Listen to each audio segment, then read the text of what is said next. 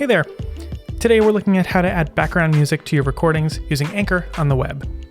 First, I'll open the episode builder like normal. I can choose to add background music to any recording or uploaded segment here. In this case, I've got a recording ready to go. I'll click this music button in the library. And now I've got a list of background tracks sorted by mood. I can browse around and preview tracks until I find one that I like.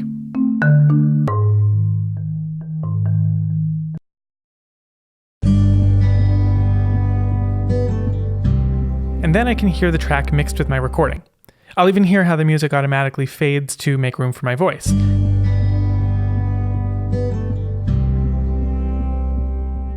Hey, welcome to the show.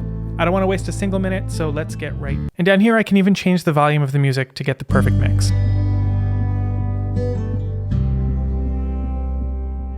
Hey, welcome to the show. I don't want to waste a single minute, so let's get right to it. Once I'm happy with how the background music sounds with my recording, I click apply, and now I've got this little music note in the corner of the segment.